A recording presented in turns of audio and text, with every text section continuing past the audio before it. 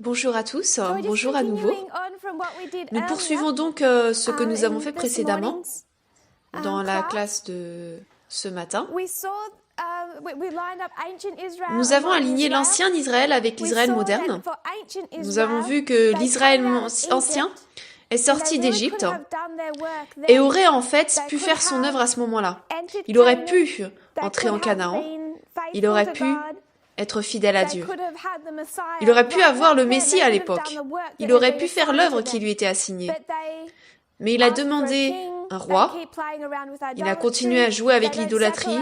Il ne s'est pas séparé des nations autour de lui comme il était censé le faire. Et il n'est pas en état de mener à bien son travail. Donc ici, il ne peut pas l'amener à bien après l'exode d'Égypte. Après avoir quitté Babylone, il aurait pu reconstruire le temple, il aurait pu être une lumière pour le monde, avoir répandu la connaissance du vrai Dieu, mais il ne l'a pas fait. Il s'est enfermé sur lui-même et il n'est pas non plus en état de faire l'œuvre à ce moment-là. Donc il aurait pu le faire ici, mais il a encore une fois échoué à être apte pour ce travail. Ensuite, en descendant dans cette histoire, Dieu va tailler une pierre dans cette montagne. Il va susciter un peuple, en commençant avec les 12 disciples, pour faire cette œuvre, pour accomplir la mission de l'ancien Israël. Il le fait en suscitant un messager, Jean-Baptiste, et ensuite à travers l'œuvre de Christ et son enseignement en parabole. Donc lorsque nous arrivons à l'Israël moderne, nous voyons exactement le même schéma. Je ne veux pas le répéter en détail, à cause du temps, mais je vais vous donner les références. Ils sont sortis de cette période de temps, les 1260. Dieu a suscité un messager, William Miller, qui devait les faire sortir, cette fois-ci, du protestantisme apostat déchu. Et dans cette période de temps, aurait-il pu achever l'œuvre qui leur était assignée? Aurait-il pu amener la connaissance de Dieu au monde? Et Christ aurait-il pu revenir? Le second avènement aurait-il pu avoir lieu? Ellen White nous dit que oui. Je vais juste donner les références dans le livre Évangélisé 619.1, ensuite paragraphe 2 et ensuite paragraphe 3.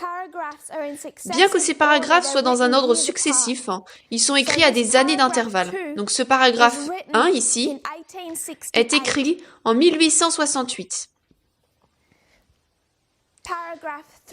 Le paragraphe 2 écrit en 1900. 32 ans plus tard. Et le paragraphe 3 est écrit en 1903.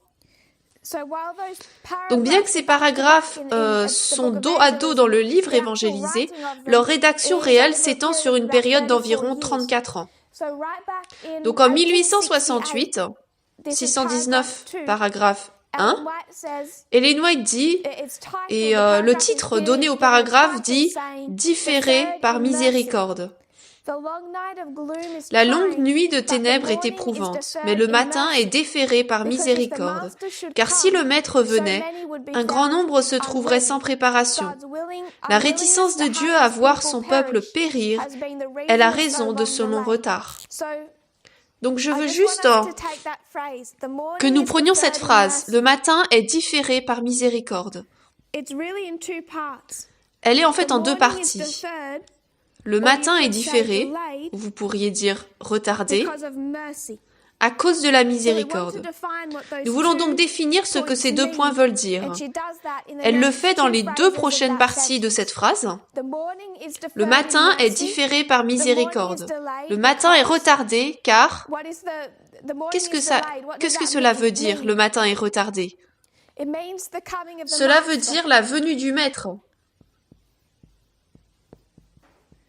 La venue du maître. Donc le matin auquel elle fait référence est la venue du maître. Et pourquoi le maître ne peut-il pas venir? Il est retardé par miséricorde, dans la dernière partie de cette phrase, car un grand nombre se trouverait sans préparation. Un grand nombre du peuple de Dieu serait trouvé sans préparation. Donc ce qu'elle dit, c'est que le matin aurait pu venir. Le matin est le second avènement, la venue du Maître. Le second avènement a été retardé à cause de la miséricorde de Dieu. La miséricorde est due au fait que son peuple ne serait pas trouvé prêt. Donc cela aurait pu être fait. Nous identifions 1863, le point du milieu de la guerre civile, pour une raison. Mais cela est écrit quelques années seulement après, en 1868. Elle dit que le Christ aurait pu revenir, mais qu'il ne l'a pas fait. Il a retardé le matin, ou il a retardé sa venue à cause de la condition de son peuple. Donc ici, après qu'ils soient sortis d'Égypte, ils sont entrés en Canaan. Ils auraient pu être préparés pour sa première venue, mais ils n'auraient pas été trouvés prêts. Israël aurait été trouvé sans préparation. Donc l'adventisme, quand vous regardez la période juste après 1844, il aurait pu accomplir sa mission et Christ aurait pu venir, le second avènement aurait pu se passer, mais il a été retardé parce que son peuple n'était pas prêt. Ensuite, nous avons la période de temps à Babylone. Elle était censée les guérir de leur idolâtrie. Ce fut à moitié réussi, mais pas complètement. Cela n'a pas été une histoire de plein succès. Moitié échec, moitié réussite. Donc nous trouvons également qu'il y a une période de temps après l'histoire des Millérites où l'histoire était mise en place pour être achevée. Quelle était cette histoire? C'était l'histoire de 1888. Ellen White disait « Nous sommes maintenant dans le grand cri du troisième ange ». Des lois du dimanche étaient instituées aux États-Unis. Le monde externe est préparé pour les scènes finales. Le mouvement est en train d'être mis en place. Le grand cri a eu lieu. Le message de justification par la foi, John C. Waggoner, et l'œuvre aurait pu être achevée ici. Raison pour laquelle elle va dire à nouveau au paragraphe 2 d'évangéliser 619 en 1900, l'œuvre aurait pu être faite. Le Christ serait déjà sur la terre et les saints auraient reçu leur accueil dans la cité de Dieu. Donc en 1900, elle dit à de nouveau, Christ serait venu avant longtemps. Mais le problème, c'est son peuple. Elle répète cela en 1903, au paragraphe 3. Je sais que le peuple de Dieu aurait conservé un lien vivant avec lui s'il avait obéi à sa parole. Il serait dans la Canaan. Donc ici, l'œuvre aurait pu être achevée, ici aussi. Ces deux périodes sont l'histoire de l'échec du peuple de Dieu. Quand on arrive à la fin, nous nous trouvons dans une histoire de succès. Et nous avons déjà parlé de l'histoire, de l'alpha et de l'oméga, de l'histoire d'échec et de l'histoire de succès. Et nous avons également identifié qu'il y a échec, échec et succès final à la fin. Je veux donc juste nous le rappeler. Et maintenant, alors que nous regardons l'histoire des 144 000, nous allons comprendre l'histoire, la nature de cette histoire, en comprenant la fin de l'Israël ancien, et également en comprenant comment cette Église a commencé, ce qui se passait à la fois de manière interne, alors que Dieu suscitait William Miller et commençait à lui enseigner particulièrement les prophéties, mais également ce qui se passait de manière externe dans cette histoire. Cela peut nous enseigner sur ce qui se passe de manière externe maintenant. Donc je vais faire pas mal de lectures, j'espère que ça ne vous dérange pas dans cette session. Il y aura beaucoup de lectures parce que ce que je veux que nous fassions, c'est comprendre ce qui se passait de manière externe à l'intérieur du protestantisme juste avant 1798 et ensuite de 1798 vers l'histoire de 1844. J'avais une autre citation ici que je vais juste vous donner quand même on va pas passer beaucoup de temps là-dessus. Donc Faith and Works 83.1. FW 83.1. Elle parle là de la condition de l'adventisme, qu'elle appelle la condition laodicéenne. Et elle va citer Apocalypse chapitre 3, le message à Laodicée. Elle dit, le témoin fidèle et véritable dit d'une église froide, sans vie et sans Christ. Ici est représenté un peuple qui s'enorgueillit de posséder des connaissances et des avantages spirituels. Donc lorsqu'ils disent nous sommes riches et accrus de biens, de quoi sont-ils riches ? De connaissances et d'avantages spirituels. Nous avons les écrits des prophètes, nous avons les écrits de notre prophète Moïse. Nous avons les pionniers, nous avons Abraham, nous avons Miller. Ils s'enorgueillissent de posséder des connaissances et des avantages spirituels, mais ils n'ont pas répondu aux bénédictions non méritées que Dieu leur a accordées. Avec un orgueil pharisaïque, ils se sont vantés jusqu'à ce qu'il soit dit d'eux, « Tu dis, je suis riche, j'ai accru mes biens et je n'ai besoin de rien. » Elle compare la condition de Laodicée, la condition laodicéenne, avec l'orgueil pharisaïque, disant que la condition des pharisiens est identique à la condition de Laodicée. C'est la même chose. Donc lorsque nous voyons aujourd'hui l'église de Laodicée, nous identifions également le pharisaïsme. Et comme je l'ai dit auparavant, quand nous parlons des pharisiens et de l'idolâtrie dans laquelle se trouvait Israël à cette époque, il ne s'agissait pas d'immoralité. Ce n'étaient pas les droits des homosexuels, ce n'était pas le mariage homosexuel, ce n'était pas un comportement inapproprié à la télévision, ce n'étaient pas les jeux d'ordinateur.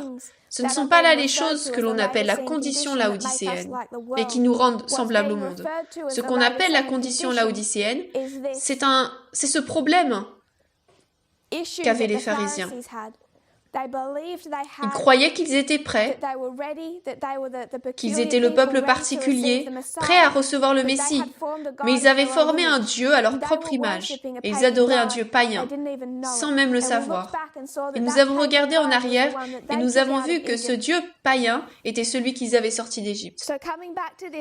Donc si nous revenons à cette période des Millérites, je pense que nous pouvons avoir cette idée, et j'avais certainement l'idée, je vais assumer que d'autres l'avaient aussi, que les Millérites, qu'il ne se passait pas grand-chose en fait. Vous avez eu en Amérique la Révolution américaine, et les protestants ne faisaient que flâner, jour après jour, semaine après semaine. Et ensuite, William Miller est suscité et un peu de nulle part, à partir de rien,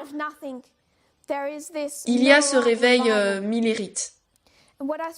Et ce que je veux que nous voyons, c'est une image plus large de ce qui se passait à cette époque. Nous sommes peut-être familiers avec le grand réveil. Si vous ne l'êtes pas, peut-être allez même juste sur la page Wikipédia. Cela vous en donnera un aperçu. Au début des années 1700, il y a eu le premier grand réveil. C'était un réveil religieux massif. Il s'est vraiment produit surtout en Amérique, mais aussi en Grande-Bretagne, dans d'autres régions. C'était une époque de grand renouveau religieux, au début des années 1700. Cela a remanié certaines églises et aussi la façon dont certaines personnes voyaient Dieu, dont elles adoraient. Cela a donc transformé leur paysage religieux. Le deuxième grand réveil s'est passé dans les années 1790. Il a donc réellement commencé juste avant 1798. Ce deuxième grand réveil. Ce renouveau religieux massif a balayé l'Amérique et également la Grande-Bretagne et d'autres régions. Dans les années 1790. Ce renouveau s'est donc produit par le biais de camp meetings, de ministres itinérants, de la même manière dont on voit que l'histoire des Millérites s'est déroulée. On n'était pas les seuls à faire des camp meetings. Toutes ces autres églises expérimentaient aussi de grands réveils par le biais de camp meetings, de ministres qui voyageaient d'un poste à l'autre à dos de cheval. Cela s'est vraiment produit en fait des années 1790 aux années 1830. On peut donc dire que ça s'est passé environ pendant 40 ans. Mais le protestantisme est vraiment mort dans les années 1840. Et nous savons quand nous arrivons en 1844 qu'Ellen White décrit cette année comme étant, je crois qu'elle l'appelle un déclin spirituel. Il faudrait que je regarde l'anglais pour correctement décrypter cela, mais il est certain que le réveil était mort dans le protestantisme en 1844. Mais certainement au cours des années 1790, puis jusqu'en 1844, il y a eu ce réveil religieux massif à travers les États-Unis, connu sous le nom de Second Grand Réveil. Il altéra fondamentalement le caractère de la religion américaine. C'est de ce deuxième grand réveil que sont sortis d'abord les millérites, puis l'adventisme. Donc, lorsque nous regardons en arrière et que nous voyons la conversion de certains de nos pionniers, de déistes, comme William Miller, à protestants, cela se produit dans le cadre du deuxième grand réveil. Quand nous voyons Ellen White aller à l'église et entendre ses sermons ardents sur l'enfer et qu'elle était condamnée pour son péché, tout cela se passe sous le second grand réveil au sein du protestantisme, pas au sein du mouvement millérite. Et ensuite, cela s'est développé dans le mouvement millérite. Donc, si je peux résumer, que s'est-il passé sous le premier grand réveil? Il y a eu un changement radical dans le protestantisme. Je suis sûre que c'est une trop grande simplification, mais avec ce changement radical dans le protestantisme au début des années 1800, il y a eu vraiment l'ancien ordre et le nouvel ordre. On peut le résumer de la façon la plus approximative en disant conservateurs et libéraux. Les libéraux étaient les nouveaux. Et ce que les libéraux enseignaient, c'était plutôt de lire la Bible et de la comprendre pour nous-mêmes. Donc pour les conservateurs, vous aviez ces ministres âgés en Amérique que beaucoup de gens admiraient, qui étaient comme les guides moraux des États-Unis. Ils inspiraient beaucoup de respect. Les gens attendaient de ces ministres protestants qu'ils définissent la parole de Dieu pour eux. Et dans ce premier grand réveil, au début des années 1700, vous avez eu le renforcement de ce type de protestantisme libéral. Et ce n'était pas libéral dans la façon dont il s'habillait ou quoi que ce soit d'autre, mais ce que cette branche du protestantisme défendait, c'était « Pourquoi avons-nous besoin de ces hommes pour définir la parole de Dieu pour nous ? Ou pour nous parler de notre condition spirituelle. Nous pouvons parler à Dieu directement. Nous pouvons comprendre directement. » Cela était également connecté à la Révolution américaine, avec ses concepts de républicanisme, de liberté et d'indépendance. Donc ces problématiques externes politiques sur la liberté et l'indépendance impactaient la manière dont opéraient les églises protestantes. Et les ministres âgés, ou les ministres très conservateurs, se battaient contre cela. Ils ont donc créé ces deux factions en guerre au sein du protestantisme. Les ministres âgés ont vu cela comme un manque de respect. Ils avaient perdu leur statut dans la société ou étaient en train de perdre leur statut dans la société. Même s'ils n'avaient pas perdu beaucoup, ils pouvaient voir ce qui allait arriver et ils avaient peur. Ils ont donc commencé à se battre contre ce qu'ils considéraient comme un excès de libéralisme, comme une poussée trop importante. C'est donc vraiment ces deux côtés qui sont en cause. Et cela est lié aux événements externes, parce que vous avez la Révolution américaine, vous avez la Constitution, l'idée de la liberté religieuse, liberté individuelle. Et ensuite, le débat à l'intérieur de l'Église sur la manière dont cela nous fait paraître en tant qu'Église.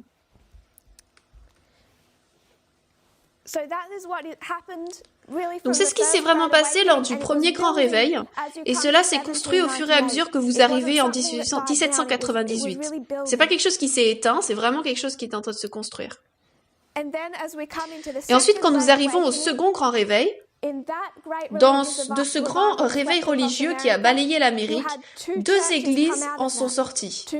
Deux mouvements et ensuite deux églises, en parallèle, comme des jumeaux. Je voudrais juste dévier un instant et mentionner à cause du temps qu'il y avait le mormonisme sous Joseph Smith et les millérites sous William Miller.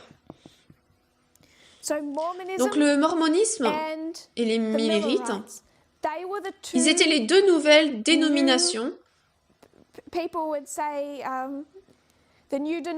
des dénominations comme on pourrait dire, qui se sont développées à partir du second grand réveil côte à côte. Elles étaient les deux produits du second grand réveil. Les autres églises ont peut-être changé de manière mineure, elles ont peut-être grandi et ensuite diminué, elles ont peut-être changé certaines de leurs perspectives, mais c'était là les deux dénominations qui sont sorties directement du second grand réveil. Les Mormons sous Joseph Smith, les Millerites sous William Miller. Et il s'agirait vraiment d'un autre sujet si nous devions explorer cela aussi loin que possible pour voir le lien. Juste pour voir ce lien, le mormonisme s'est transformé en 1844 lorsque Joseph Smith a décidé qu'il se présenterait comme candidat à la présidence aux États-Unis. 1844 était une année électorale, il est entré en parcours de campagne, il croyait en la présidence américaine comme étant une dictature, combinaison Église-État, il croyait en l'Amérique avec l'idée d'un destin manifeste, que c'était la nation qui devait être le nouvel Israël. C'était très populaire à l'époque. Et qu'il avait en fait reçu le mandat de Dieu pour contrôler tout le continent nord-américain. Et il était assez différent de ce que nous définirions comme étant la position de William Miller. Il a parlé de William Miller, il a attaqué William Miller publiquement, donnant les mêmes anciens arguments avec lesquels nous sommes tous familiers aujourd'hui, selon lesquels Dieu ne nous donne pas le jour et l'heure de sa venue. Donc William Miller doit avoir tort. Il a vraiment ridiculisé William Miller. Il y avait donc cette tension publique. Ensuite, en 1844, au milieu de sa campagne électorale, Joseph Smith a été assassiné et est mort. Le mormonisme est alors passé d'un dirigeant à un autre dirigeant. Nous identifions la même chose dans l'histoire millérite. William Miller n'est pas mort, mais nous sommes passés de William Miller à Samuel Snow aux alentours de juillet.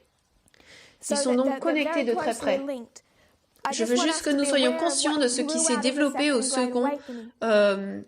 second grand réveil.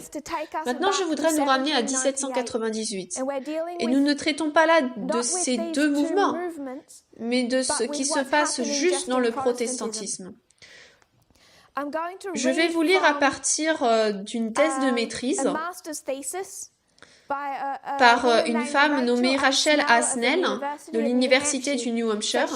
Donc elle a écrit sa thèse de maîtrise pour l'université sur l'état du protestantisme en 1798. Et elle va revenir sur cette lutte libéraux-conservateurs dans un contexte en particulier. Il y a une histoire en particulier qui s'est passée en 1798, autour de laquelle tout le reste n'est qu'un arrière-plan, un point de départ. Elle va parler d'un homme en particulier, Jedediah Morse. Il était en fait ce qu'on considérerait comme étant la direction de la faction conservatrice. Jedediah Morse. C'est de son fils Samuel Morse que nous tenons le code Morse. Il a co-inventé tout ce système de code Morse. C'est donc son père, il était ministre, un ministre fortement conservateur, l'un de ceux de l'ancienne branche, qui virent qu'ils n'étaient pas respectés et perdaient leur place dans la société en tant que leader. Donc lorsque Rachel Snell parle de la Nouvelle-Angleterre, elle fait référence à cette partie des États-Unis. Elle dit beaucoup Nouvelle-Angleterre. Je vais lire sa thèse. Des générations avant la Révolution américaine, les habitants de la Nouvelle-Angleterre ont maintenu l'importance d'une relation de coopération entre la religion et le gouvernement, la vertu publique et les devoirs publics. Associés au républicanisme et au libéralisme, ceux-ci ont créé un mélange volatile. Selon l'interprétation du clergé de la Nouvelle-Angleterre, de l'état de la vertu dans la société américaine, l'augmentation de l'infidélité et de l'irréligion signifiait que les forces du mal étaient en train de gagner. Cette tournure d'événements a été particulièrement critique pour les hommes qui nourrissaient le rêve de créer un nouvel Israël au sein de la nation américaine. Donc ils identifient quelque chose auquel nous croyons tous. Le fait que les États-Unis étaient le nouveau pays glorieux. Le pays glorieux était le pays de Canaan et ensuite le pays glorieux moderne, les États-Unis. Ils identifiaient cela. Et il y a cette tension parce qu'ils ont toujours maintenu cette coopération entre la religion et le gouvernement. Vertu publique, la religion, et les devoirs publics, le gouvernement.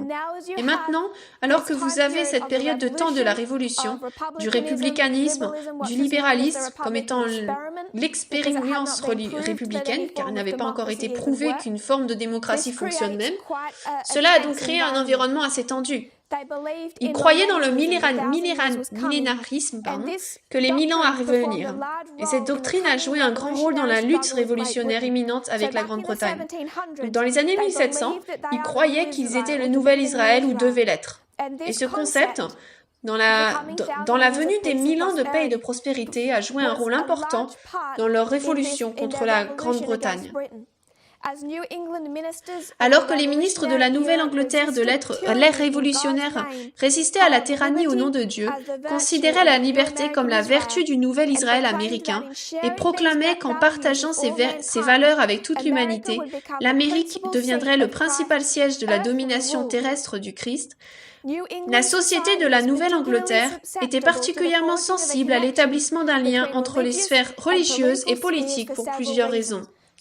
Donc elle parle de la manière dont ils sont sensibles à ce que l'Église et l'État s'unissent. Plusieurs sources ont influencé le développement du millénarisme civil. Tout d'abord, les conflits avec la France ont renouvelé le sentiment anticatholique en Amérique et s'inscrivaient parfaitement dans la théorie du millénaire. Ces perceptions d'une conspiration catholique française massive étaient directement liées à une interprétation apocalyptique de l'histoire, dans laquelle les Français étaient complices des désirs de Satan de soumettre les élus de Dieu en Nouvelle-Angleterre. Donc elle voit ces événements politiques externes dans ce cadre très religieux. Et avec cela, il voit la papauté, la menace de la papauté, et commence à voir la France. Et à croire que la France et la papauté sont tous les deux les outils de Satan pour miner les États-Unis. Parce que dans cette histoire, il y a aussi un assez grand danger pour eux d'entrer en guerre avec la France. Ils ne sont pas entrés en guerre avec la France, mais il y avait cette possibilité d'entrer en guerre avec la France vers la fin des années 1790. À la fin du XVIIIe siècle, les livres apocalyptiques de la Bible ont suscité un énorme intérêt populaire. Donc à la fin des années 1700, dans l'histoire de 1798, il y a cet intérêt grandement renouvelé pour les livres de Daniel et l'Apocalypse. Ce regain de popularité de la pensée millénaire sous la Première République était alimenté par le drame des événements récents. Le millénarisme prospérait grâce aux événements dramatiques. Le clergé conservateur, dirigé par Jedediah Morse, estimait que le déclin de la vertu publique, la montée des religions évangéliques, c'est-à-dire la branche libérale, et la politique républicaine démocratique constituaient la plus grande menace pour leur pouvoir social. Donc ils ont donc un problème avec la moralité. Je veux juste que nous nous souvenions ici, pour que vous l'ayez à l'esprit de ce que nous disons avant, ce qui s'est passé avant 89, avec la majorité morale et Jerry Falwell. Donc nous sommes déjà familiers avec ce concept d'un réveil dans le protestantisme, la peur d'une perte de moralité aux États-Unis et la croyance que cela conduirait à la perte de l'influence de ces ministres âgés et également au déclin des États-Unis, qui entreraient sous le jugement de Dieu pour immoralité. C'est la même chose que Jedediah Morse prêchait dans l'histoire de 1798.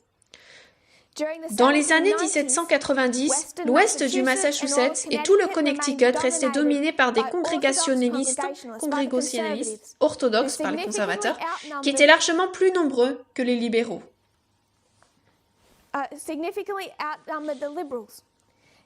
L'université de Yale, donc il retourne à l'université de Yale, ces universités ont joué un rôle clé dans cette histoire. L'université de Yale, située dans l'ancien territoire calvaniste du Connecticut, était un bastion de l'ancien calvinisme orthodoxe. Et Timothy Dwight, son président de 1795 jusqu'à sa mort en 1817, serait un allié crucial de Jedediah Morse. Au cours des années 1790, Dwight s'est concentré sur les devoirs sociaux de l'Église. Il s'est donc identifié aux objectifs du vieux clergé calviniste orthodoxe.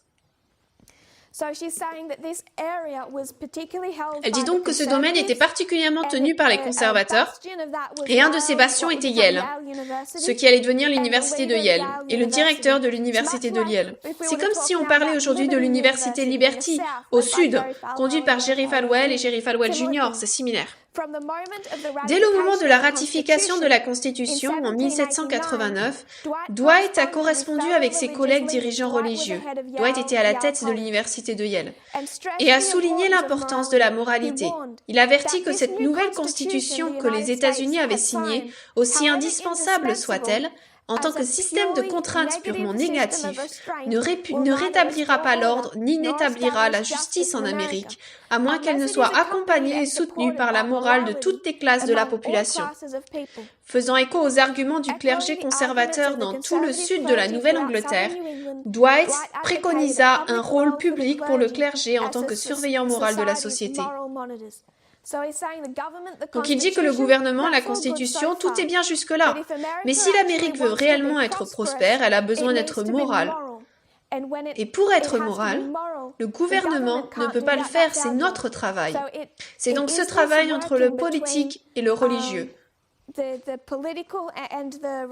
l'Église et l'État. Les devoirs sociaux du ministre de la congrégation étaient de garder notamment le caractère moral de la société. C'est pour cette raison que Jedediah Morse et d'autres ecclésiastiques similaires se désignent comme des sentinelles et utilisent la théologie du millénarisme civil pour légitimer leur rôle de gardiens sociaux. Dans un sermon, Morse a parlé des critiques qu'il avait reçues pour son ingérence dans la politique. Mais Morse a dit, est-ce un nouveau crime, les églises se mêlant dans la politique ? Il répond que non, c'est aussi vieux que le christianisme, voire même que la prêtrise elle-même. Les prêtres et les prophètes sous la dispensation de l'Ancien Testament, Christ et ses disciples sous le Nouveau, le clergé chrétien fidèle de tout âge et de tout pays ont prêché la politique, c'est-à-dire qu'ils ont inculqué la soumission aux magistrats civils et l'obéissance aux lois. Ils ont mis le peuple en garde contre l'animosité et la division, l'ont averti de ces dangers, qu'ils proviennent d'ennemis étrangers ou intérieurs, et ont exercé leur talent et leur influence pour soutenir la religion et le gouvernement légal de leur pays. Donc il dit que le fait que l'Église se mêle avec l'État n'est pas nouveau. Et j'aimerais que nous pensions à ce qui se passe au niveau de l'État à cette époque. Qui est le président de l'Amérique en 1798 ? C'est John Adams.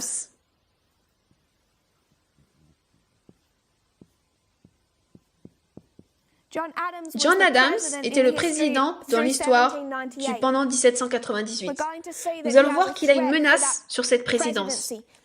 Il y a une élection en 1800, une élection américaine imminente, et tout ce qu'il dit à propos de l'ingérence en politique, c'est parce que Jedediah Morse soutient John Adams.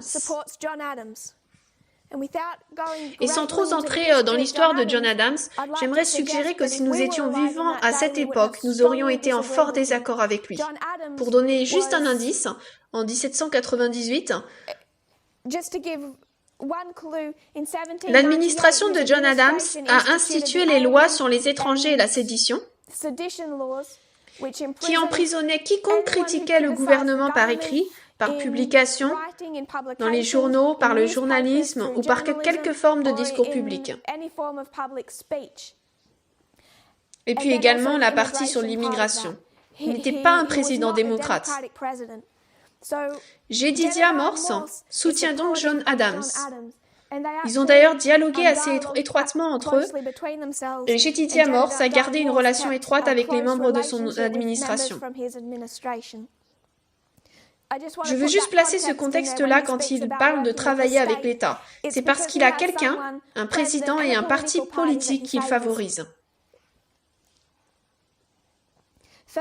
De plus, le clergé congrégationnel américain, les conservateurs, trouvait inconcevable la notion de séparation entre l'Église et l'État.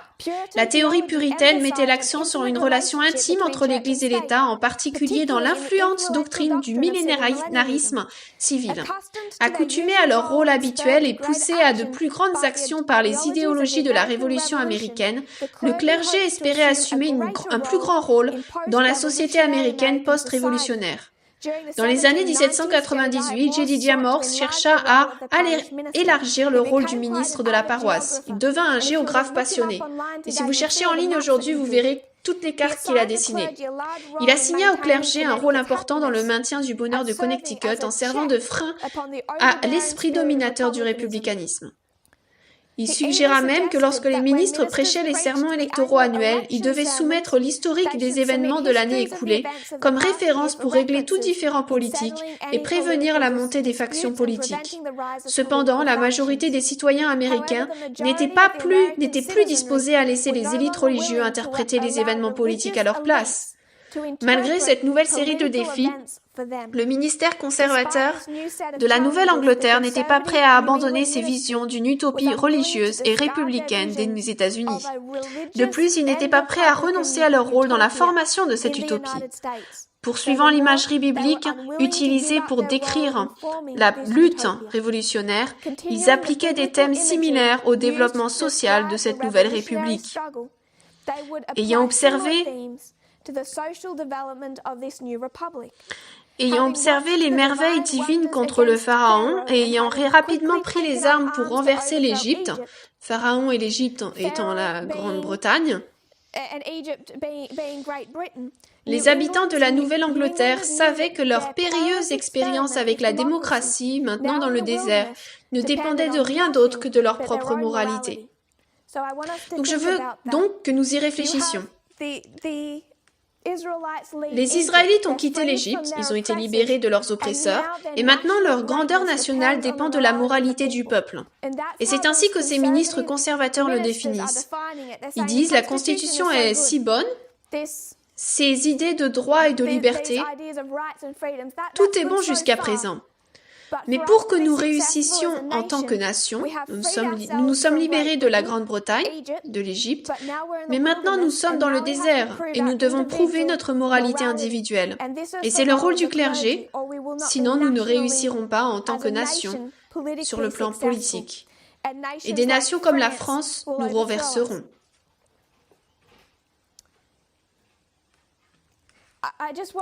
Je veux juste nous rappeler que c'est la même réflexion qu'ils ont menée tout au long de l'histoire, tout au long de cette histoire.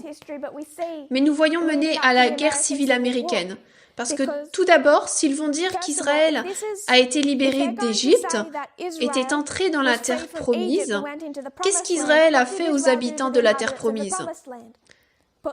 Il les a mis à l'épée, il les a ôtés. Que devaient donc faire ces grands États-Unis, ces pèlerins aux Indiens d'Amérique? Les ôter, les tuer, les déplacer, les mettre à l'épée. Cela faisait partie de l'idéologie de leur rôle. Et puis Israël entre en Canaan, et qu'est-ce qu'il a? Un esclavage institutionnalisé. Qu'attend donc Dieu du nouvel Israël? Un esclavage institutionnalisé. C'est donc ainsi qu'ils interprètent l'ancien Israël. Ils se définissent en n'utilisant pas de très bonnes méthodes d'enseignement en parabole. Si vous savez comment nous avons discuté du dispensationalisme pour expliquer tout cela, c'est exactement la même logique qu'ils utilisent là pour dire que le succès des États-Unis en tant que république dépend de la moralité du peuple. Cette nouvelle société, telle qu'ils la voyaient, ne reflétait pas la vertu que le clergé conservateur désirait voir dans la société. Ils avaient à la fois peur du sort de la société, tant sur le plan religieux que politique, car les deux étaient liés, et leur crainte personnelle de perdre leur influence. Et cela les a incités à chercher une solution. Cela a créé un partenariat entre les fédéralistes et le clergé conservateur.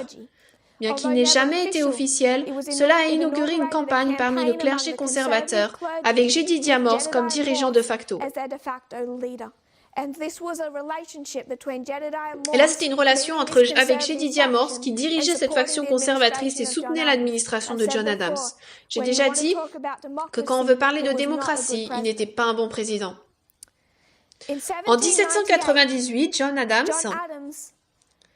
nous avons parlé brièvement, nous avons mentionné la façon dont il traite la liberté d'expression, la liberté de la presse, le journalisme, et aussi le droit des minorités et des immigrants aux États-Unis.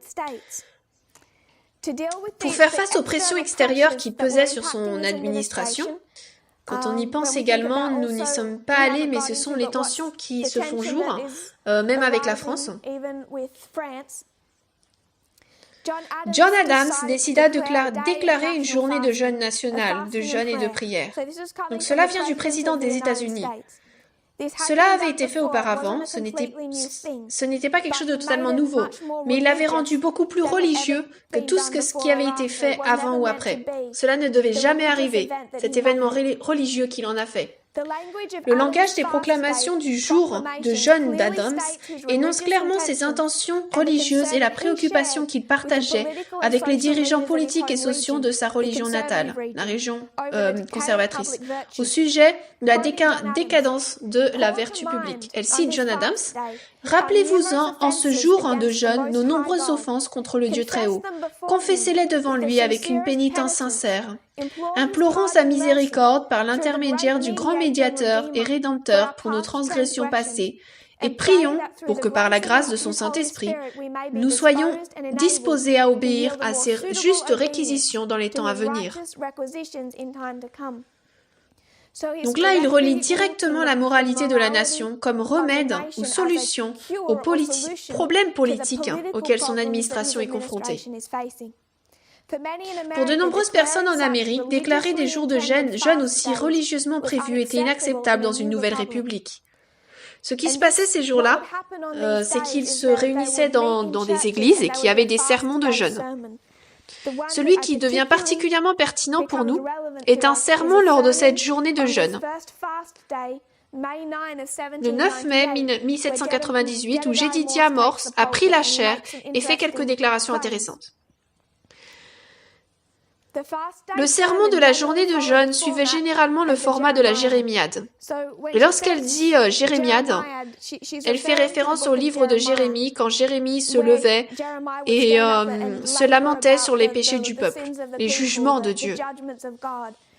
Donc en ces jours de jeûne, les sermons étaient généralement formulés de cette manière, comme « Regardez tous nos péchés, ce qui est arrivé à notre nation à cause de nos péchés, nous devons nous repentir, etc. » Je voudrais citer un de ces sermons, c'est d'un sermon ultérieur, nous allons revenir au 9 mai, mais là il s'agit du 29 novembre 1798. Morse a tout de même informé sa congrégation d'une menace très grave, suggérant que si les citoyens américains ne changeaient pas leur comportement, l'avenir du gouvernement était en question. En présentant une solution, Morse a d'abord énoncé l'absence de loi contre de telles moralités. Il a donc dit qu'il n'y a pas de loi instituée par l'État pour corriger la moralité du peuple. Je le cite. « Beaucoup de nos lois, en effet, contre le vice et l'immoralité, celles en particulier contre les jurons profanes, la débauche, les jeux et la violation du sabbat, ne sont qu'une lettre morte. » Il dit donc, nous avons des lois pour faire respecter la moralité aux États-Unis. Il parle des lois du dimanche comme d'une seule loi, mais aussi des lois contre le langage, la profanation, les différents types de vices et d'immoralité, la consommation d'alcool, etc. Nous avons ces lois aux États-Unis, mais elles sont une lettre morte, elles ne sont pas correctement imposées. Le gouvernement n'impose pas la moralité publique.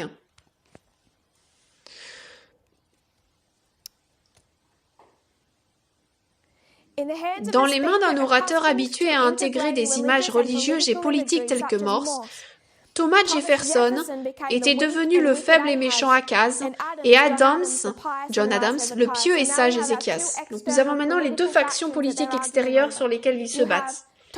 Il y a Thomas Jefferson et John Adams. Donc Thomas Jefferson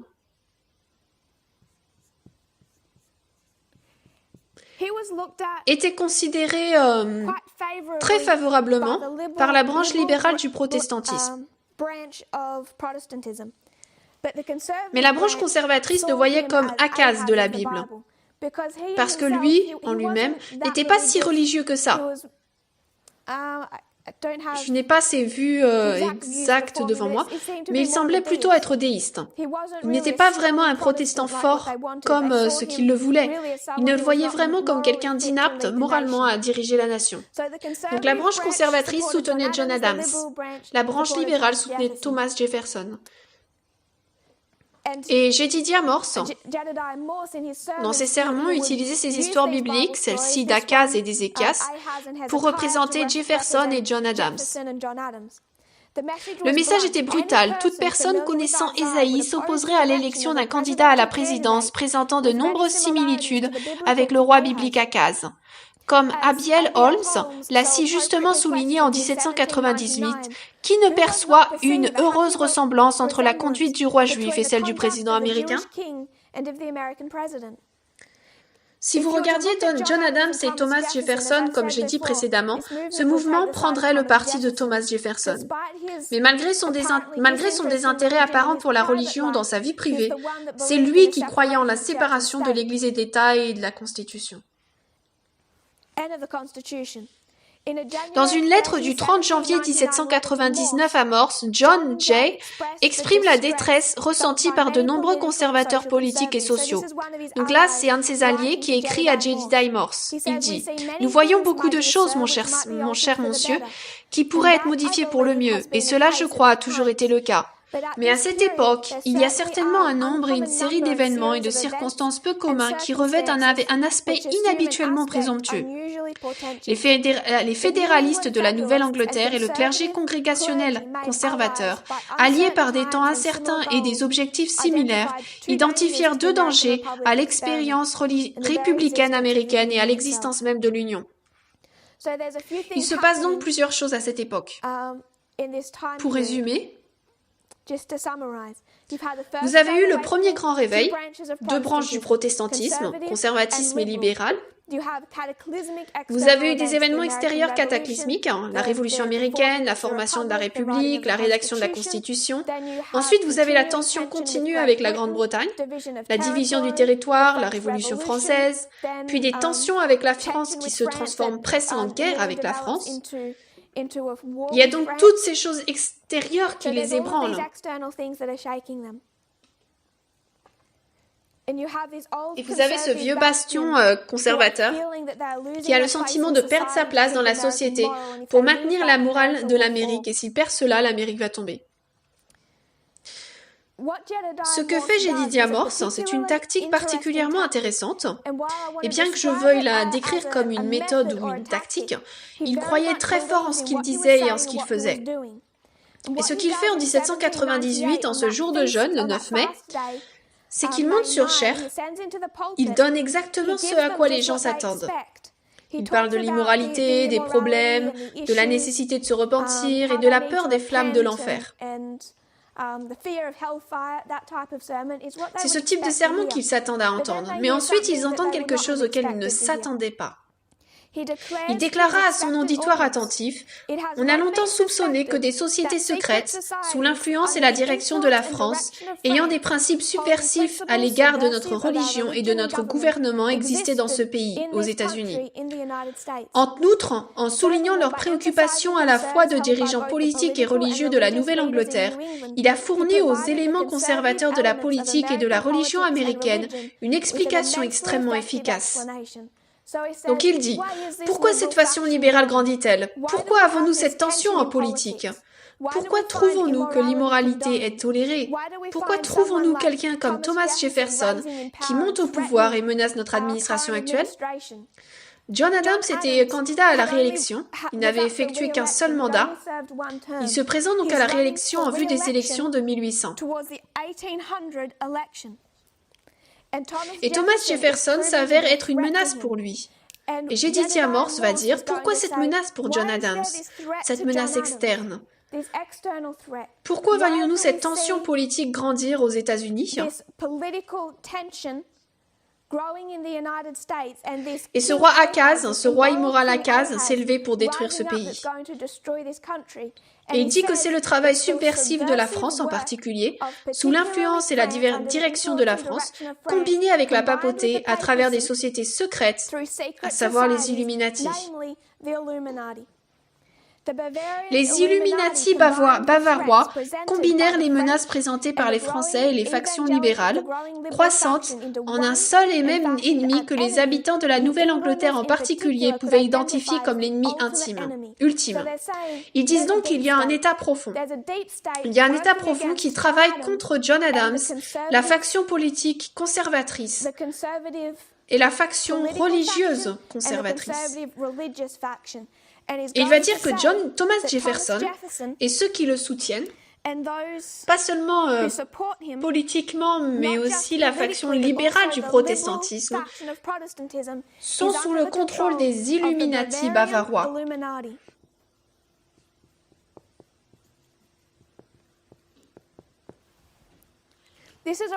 C'est un véritable tournant là. C'est l'introduction du protestantisme aux théories de conspiration pour justifier ses idéologies politiques. Il prend donc tout ce qui est une menace pour ce bastion conservateur. Les menaces, ce sont ces protestants libéraux, ces ministres libéraux dont l'influence grandit. La menace des Thomas Jefferson, des gens qui poussent le républicanisme trop loin, des gens immoraux, des gens avec tous les vices. Et il a résumé et enveloppé toutes ces menaces dans quelque chose qui peut satisfaire ce bastion conservateur. Il dit « Tout cela est le travail de l'infiltration des sociétés secrètes aux États-Unis. Ce sont les Illuminati. »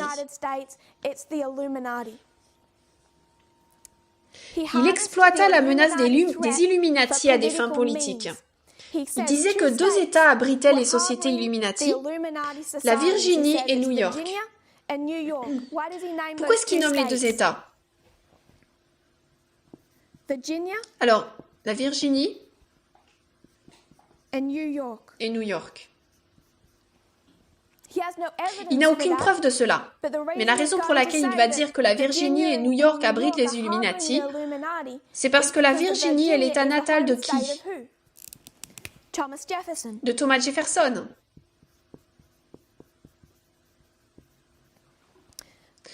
La Virginie était l'état d'origine de Thomas Jefferson et New York était l'état d'origine d'un autre homme qui était récemment devenu l'ennemi de John Adams en écrivant une lettre infâme qui critiquait implacablement John Adams. New York était l'état natal d'Alexander Hamilton. Donc il résume toutes les menaces qui pèsent sur ce bastion conservateur du protestantisme, qui croit en cette combinaison d'Église et d'État, en ces 1000 années de prospérité, en l'Amérique comme Nouvelle-Israël, et dit la menace qui pèse sur nous, dans chaque partie, est cet État profond où tout le monde travaille ensemble, les libéraux travaillent ensemble en coulisses, les Thomas Jefferson, les Alexander Hamilton. Ils travaillent ensemble en coulisses et c'est le travail de puissances étrangères pour nous contrôler. Il relie cela à la papauté. La France et la papauté, croit-il, sont unies et elles le font par le biais des Illuminati.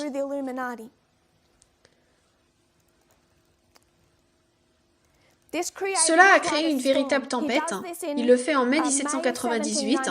Il le répète avec plus de force vers la fin de 1798 lorsque John Adams proclame un autre jour de jeûne et qu'il fait un autre sermon. Puis il devient pratiquement encore plus radical sur ce point de vue.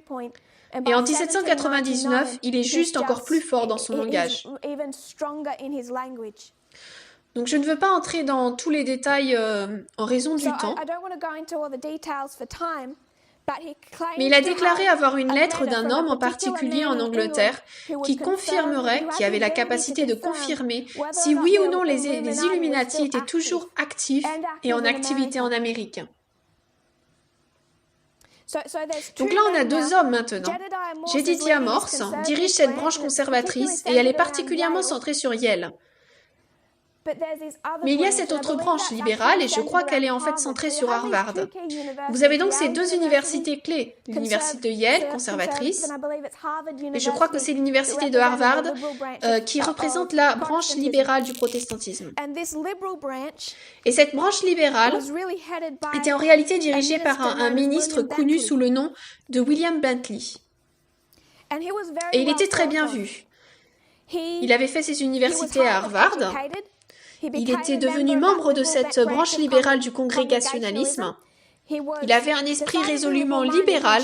Il partageait souvent sa chair avec des prédicateurs d'autres sectes. Donc, s'il ne croyait pas comme lui, il les laissait quand même parler. Il ne nourrissait aucune ambition politique. Il donnait des cours à ses étudiants prometteurs et utilisait son propre salaire pour soutenir les membres les plus pauvres de sa congrégation. Par 2 fois, Thomas Jefferson lui a offert un poste important. Donc de nouveau, William Bentley est vraiment de ce côté libéral avec Thomas Jefferson, Jedediah Morse avec John Adams. Et Thomas Jefferson a offert à William Bentley des postes assez importants à 2 reprises. Les 2 fois, William Bentley les a refusés. Il était l'antithèse de Jedediah Morse, aux antipodes. Avec son expérience et ses relations, il était logique que Bentley conteste la présentation de Morse sur la menace des Illuminati bavarois. Déjà connecté aux journaux locaux, Bentley utilisa la rubrique du journal pour discréditer Morse et la théorie d'une conspiration des Illuminati bavarois. Dans sa première dénonciation des Illuminati bavarois, Bentley n'exprima aucun sentiment dur envers le clergé qu'il croyait avoir été trompé par l'ignorance et le climat culturel du moment. Début 1799, il publia sous le pseudonyme de Corneille un tract intitulé « Extrait des preuves de conspiration du professeur Robinson et réflexions brèves » qui documentait les diverses incohérences et les arguments illogiques qui avaient été utilisés pour construire cette idéologie Illuminati. Donc Rachel Snell cite William Bentley, mais dans cet ordre, des hommes s'immisceront. Dans cet ordre, c'est ceux qui assument cette théorie de conspiration, qui ont étudié leur Bible et non pas de l'humanité par laquelle elle a été écrite, qui connaissaient mieux leurs propres opinions grâce au dogme qu'à l'histoire et à l'investigation. Bentley croyait que le clergé souffrait d'une influence excessive de la part d'individus peu scrupuleux et ambitieux, ainsi que de leur propre ignorance et intolérance personnelle. Donc plus tard, si vous deviez finir cette thèse écrite sur cette époque, Jedediah Morse a prétendu avoir en sa possession une lettre d'un homme en Angleterre qui prouverait l'existence des Illuminati aux États-Unis. William Bentley a donc écrit à cet homme européen et il lui a dit « Dis-moi ce que tu as écrit dans ta lettre ». Et Jedediah Morse a refusé de rendre publique cette lettre de preuve qu'il avait dit avoir reçue. À la fin de cette affaire, Jedediah Morse avait été humilié. Il avait vraiment été réfuté. Il a prétendu avoir des preuves, puis quand il a finalement été contraint par William Bentley à présenter ses preuves, il s'est avéré qu'il les avait complètement fabriquées. Bien qu'il ait reçu une lettre, si cette lettre contenait quelque chose, c'était en fait pour réfuter sa position. Tout en refusant de la publier, il avait dit qu'elle prouvait sa position. Il a donc fini par être assez humilié par cette affaire, par la fabrication de preuves à l'appui de sa théorie de conspiration. Vous avez donc ici des branches libérales et conservatrices du protestantisme et ce réveil. Nous avons déjà dit que nous voyions cela avant 1989. Il y a eu beaucoup de présentations sur ce sujet, plus de présentations que sur l'histoire précédant 1798. Nous voyons Jerry Falwell, ces conservateurs, qui ont interprété l'Amérique comme étant le nouveau pays glorieux.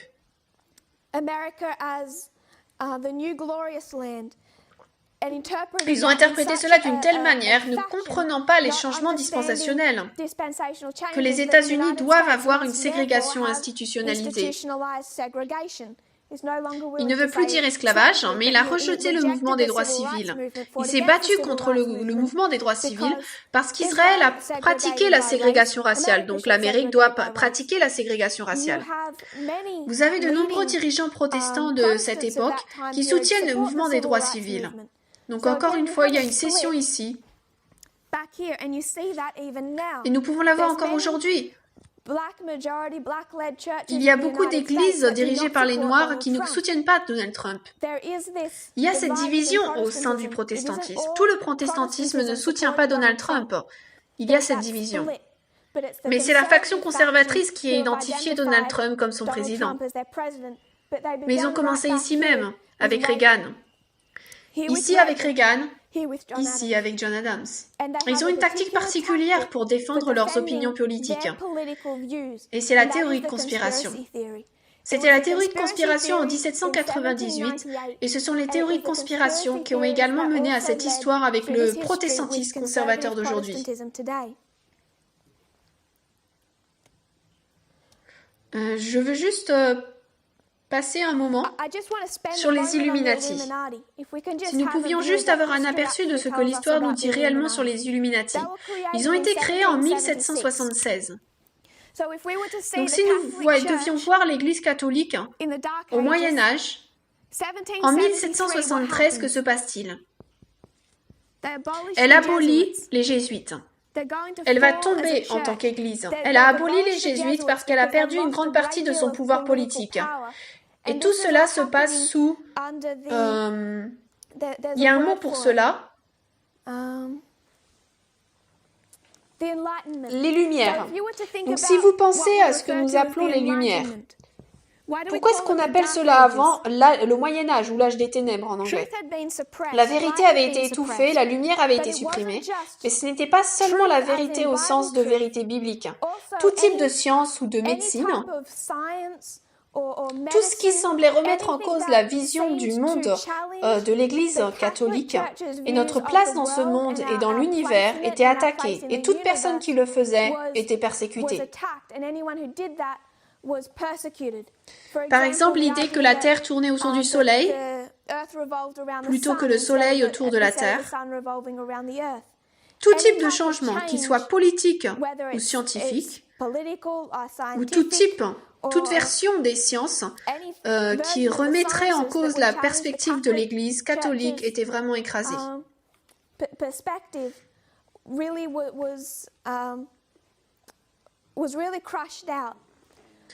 Donc ce qui s'est passé au siècle des Lumières, c'est ce que le Moyen-Âge a commencé à s'estomper parce que les gens ont vraiment commencé à pousser en avant, à pousser à travers cet obstacle. Ils ne veulent plus que l'Église catholique les empêche d'avoir une lumière, non seulement sur la Bible, mais aussi sur ces autres sciences.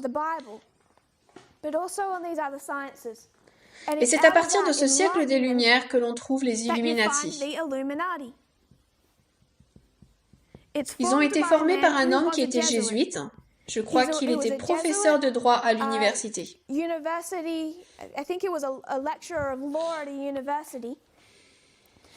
il a réalisé qu'il était dans une université jésuite, qu'il était un jésuite, qu'elle était contrôlée par des jésuites, qu'elle était financée par des jésuites. Même si les jésuites avaient été abolis, il contrôlait toujours cette université.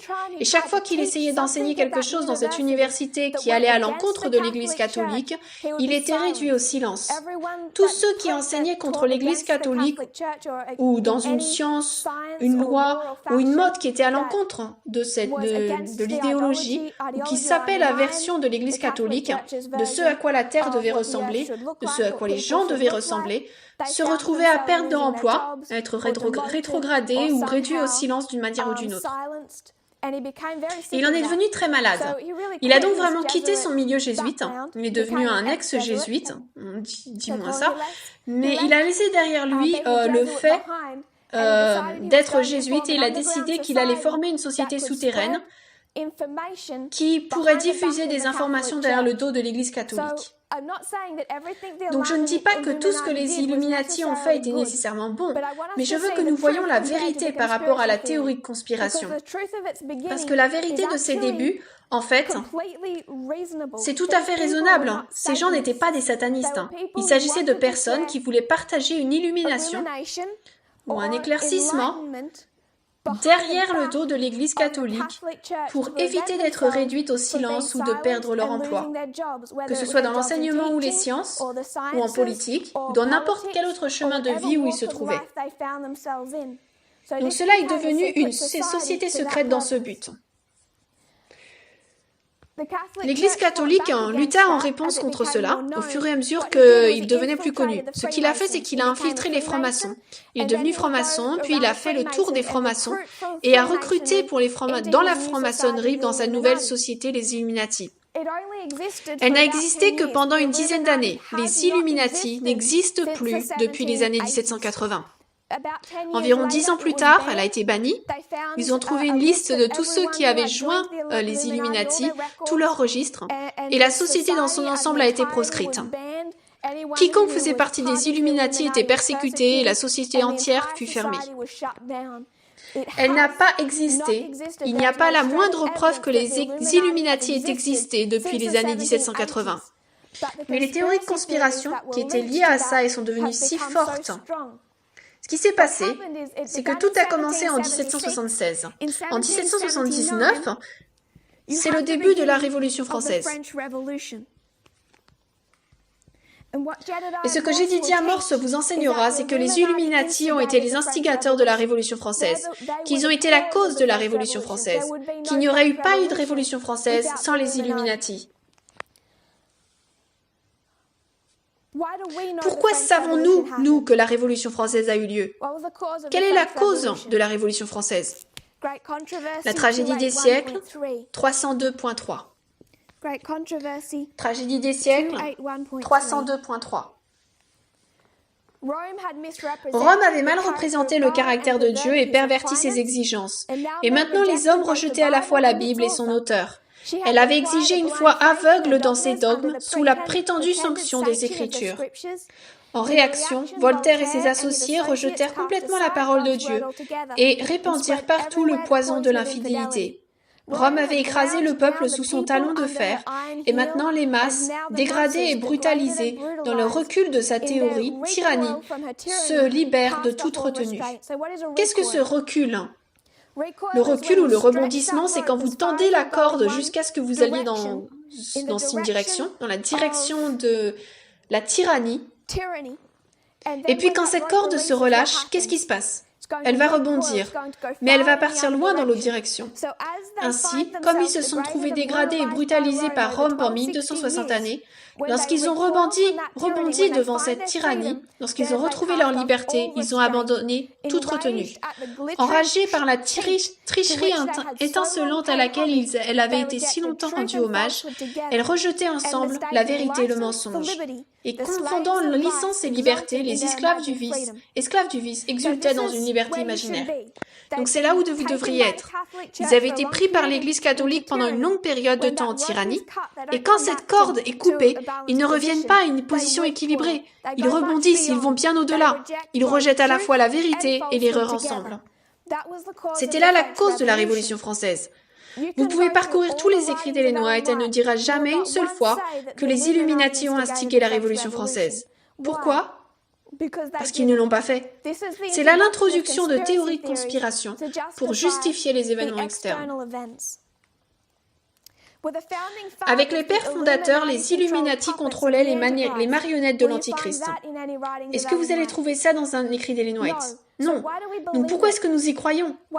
Pourquoi les adventistes du 7e jour conservateurs croient-ils aux Illuminati ?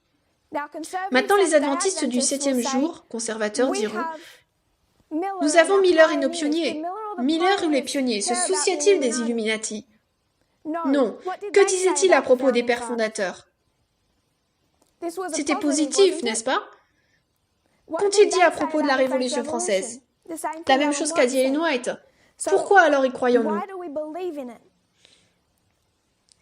Nous avons le même problème qu'avait la nation juive. Nous avons formé une idée de Dieu, de son caractère, et avec cela, et c'est plus large que vous pourriez le penser, c'est exactement la manière dont nous voyons les événements externes et les rouages de la grande controverse. Nous avons modelé cela selon l'image, selon l'idolâtrie que nous avons tirée du protestantisme et que nous devions laisser derrière nous. Pourquoi avons-nous tant de théories de complot? Pourquoi avons-nous des gens qui ne veulent pas se faire vacciner? Ellen White a été vaccinée. Pourquoi y a-t-il des gens qui ne veulent pas se faire vacciner? Parce que c'est la position adoptée par le protestantisme. Ellen White a vécu à l'époque des vaccinations. Elle n'a jamais dit que c'était une mauvaise chose. Elle est allée se faire vacciner elle-même. Les personnes qui tiennent à ces positions sont les mêmes que celles qui sont revenues ici et ont dit « Nous tenons aux écrits de notre prophète », tout comme les pharisiens ont dit « Nous tenons aux écrits de Moïse ». Mais notre prophète n'a jamais parlé des Illuminati. Elle n'a jamais même pas parlé des sociétés secrètes dans ce contexte. J'aimerais regarder quelques citations où Ellen White parle des sociétés secrètes.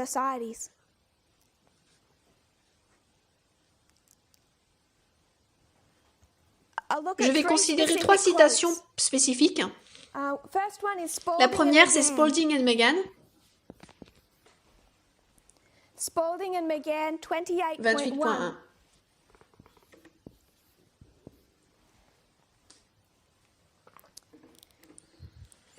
Trois citations particulières où elle parle des sociétés secrètes, parce que nous savons qu'elle en parle.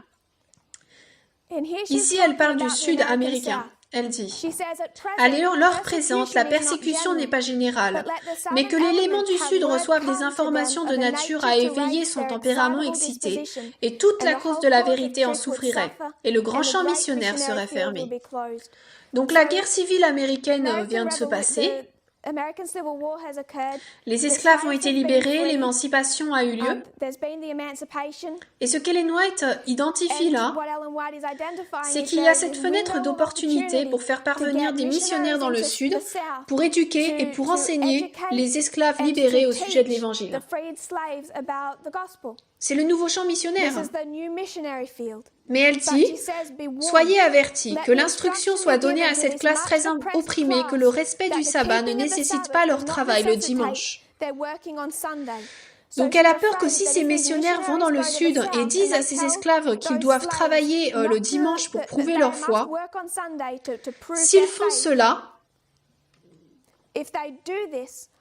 toutes les puissances de la population blanche du Sud, qui sont les transgresseurs de la loi de Dieu, s'abattront sur eux et trouveront ce champ missionnaire fermé. Nous serons confrontés à une telle persécution, la communauté noire du Sud sera confrontée à une telle persécution pour avoir adoré le dimanche, que nous trouverons notre fenêtre d'opportunité pour les atteindre fermées. Les membres des églises, les prêtres et les dirigeants du Sud, protestants conservateurs, s'associeront pour organiser des sociétés secrètes qui travailleront dans leurs mains à fouetter, emprisonner et détruire la vie de la race de couleur. L'histoire sera répétée. Donc elle dit que des sociétés secrètes se combineront pour organiser contre le peuple noir en Amérique, afin de fouetter, emprisonner et détruire leur vie. Quelle société secrète est-ce ? Le Ku Klux Klan. Le Ku Klux Klan, la première vague de cela a commencé dans les années 1860, directement après la guerre civile. Le premier clan prospéra dans le sud des États-Unis à la fin des années 1860 pendant la Reconstruction, puis mourut au début des années 1870. Il redevint populaire à l'époque de la Première Guerre mondiale. Donc il y a 3 vagues du Ku Klux Klan. Les années 1860 et 70, la guerre de la Première Guerre mondiale, et ensuite une 3e vague à l'époque du mouvement des droits civils. Donc entre la première et la deuxième vague, il y a d'autres sociétés secrètes qui sont formées. La White League, la Ligue blanche, les chemises rouges, mais aussi des milliers de vétérans confédérés organisés dans ce qu'on appelait des clubs de tir. Il y a donc d'autres sociétés secrètes entre la première et la deuxième vague du Ku Klux Klan qui ont fait cette œuvre. Pour ne donner qu'une statistique, lors de l'élection présidentielle de novembre 1868, la première élection présidentielle après que la communauté noire ait été émancipée. La première élection après la guerre civile, plus de 2000 personnes ont été tuées, blessées ou autrement atteintes, rien qu'en Louisiane, quelques semaines seulement avant l'élection présidentielle de novembre 1868. 2000 personnes tuées, blessées ou d'une manière ou d'une autre atteintes. Bien que la paroisse de Saint-Landry ait été une majorité républicaine de 1071 inscrits, après les meurtres, aucun républicain n'a voté lors des élections d'automne. Ils avaient trop peur de voter. Le Ku Klux Klan tua et blessa plus de 200 républicains noirs, les chassant et les poursuivant à travers les bois. 13 captifs furent sortis de prison et abattus. Un tas à moitié enterré de 25 corps fut trouvé dans les bois. Le Ku Klux Klan conduisit les gens à voter démocrate et à donner des certificats attestant qu'ils l'avaient fait. Donc c'est ici la première élection après la guerre civile. Le Ku Klux Klan s'était formé et a commencé à faire son œuvre. C'était une société secrète. C'était exactement ce dont Ellen White avertissait les missionnaires. Ne persuadez pas les personnes noires de travailler le dimanche pour faire ce pas public pour prouver qu'ils sont les observateurs du sabbat. Si vous faites cela, vous perdrez votre champ missionnaire, la porte se fermera et ces sociétés les persécuteront avec une grande ampleur. La persécution n'était pas seulement des personnes noires. Si vous étiez une personne blanche et que vous vouliez allier dans ces communautés pour enseigner, ils vous menaceraient, ils pourraient vous tuer. C'était donc tous ces moyens d'aider la communauté noire qui était contrôlée et faisait face à la persécution de cette société secrète. Donc c'était là la première citation que je voulais considérer. Elle fait référence à une société secrète dans ce contexte. Donc lorsque nous pensons au Ku Klux Klan, à quel point était-il secret? Est-ce que nous savons que le Ku Klux Klan existe parce que nous avons vu quelques politiciens sur une estrade échanger des signaux de main secrets? Ou parce que vous avez vu un document qui comportait des chiffres étranges que vous avez pensé pouvoir additionner à travers le document? À quel point c'était secret, cette existence de cette société? Ou est-ce qu'ils essayaient de le faire? Ce n'était pas si secret que cela. Les membres individuels se cachaient derrière des costumes effrayants, mais ils étaient souvent identifiés au simple son de leur voix dans leur communauté locale. Les gens savaient qui avait créé le Ku Klux Klan, ils savaient qui étaient les chefs du clan. Ce n'était pas un secret bien gardé. Les membres individuels pouvaient avoir un certain anonymat, mais l'existence de cette société secrète n'était pas un secret. L'objectif de cette société n'était absolument pas secret. Et les dirigeants de cette société n'étaient pas un secret. Alors quand vous entendez l'expression société secrète, qu'est-ce qui est particulièrement secret? Peut-être que certaines de leurs réunions ne sont pas autorisées avec une caméra vidéo. Il y a un certain niveau de confidentialité qui existe, mais pas de la manière dont nous parlons aujourd'hui des sociétés secrètes, où nous tournons vers les Illuminati et cherchons des preuves de leur existence alors qu'il n'y en a pas.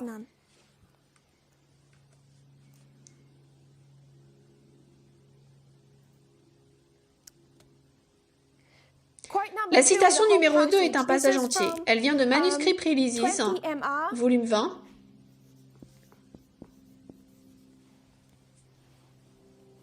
« 282.2 » Elle écrit à un frère en particulier qui se trouve dans une société secrète et elle l'encourage à la quitter. Si vous deviez lire tout ce passage, vous identifieriez pourquoi elle lui dit qu'il doit quitter la société secrète. Au fait, l'existence de sa société secrète est-elle un secret? Non, parce qu'elle sait qu'elle existe, elle sait qu'il en fait partie, elle sait même qui en sont les membres parce qu'il en fait partie lui. Donc son acceptation dans cette société secrète n'est pas si secrète, ni l'existence de celle-ci. Elle exhorte à couper les liens. Lisez ce passage de 20 MR et identifiez pourquoi il doit partir. Donc je ne vais pas donner tous les numéros des paragraphes, je vais juste donner quelques points clés que vous pouvez voir à travers ce passage, pourquoi elle lui dit qu'il doit partir. Elle dit, « C'est une chose pire que de perdre la foi en Dieu, en la vérité, en son devoir. Il est bien pire de choisir sa propre voie, d'aimer l'argent, d'aimer ces choses qui procurent une satisfaction et une indulgence égoïste. » Quelle est donc la pire chose dans laquelle il s'engage? C'est son amour de l'argent. Cet homme est un homme d'affaires. Pourquoi se formait-il en telle société secrète? Pourquoi les maçons se sont-ils formés à l'origine? Ils étaient des tailleurs de pierre. C'était dans le but de créer des relations d'affaires. C'était pour du réseautage. Donc il a donc ce réseau qui est vraiment centré sur son amour de l'argent. Et cela l'éloigne de Dieu. Peut-on trouver un enfant de Dieu, un héritier du ciel dans une telle société? Quel est donc le problème? C'est la compagnie qu'il fréquente. Si vous alliez dans un bistrot pour faire du réseautage, vous vivriez une expérience similaire. Un enfant de Dieu et un héritier du ciel pourraient-ils se retrouver à se placer dans une telle société? Les hommes qui boivent du vin préparent la voie à de nouveaux excès. Le fumeur de tabac adore une idole. Quel est le problème avec ces sociétés secrètes? Il y entre pour faire du réseautage, cela se construit autour de son amour de l'argent et il fréquente des gens qui sont passionnés par quoi? L'alcool et le tabac.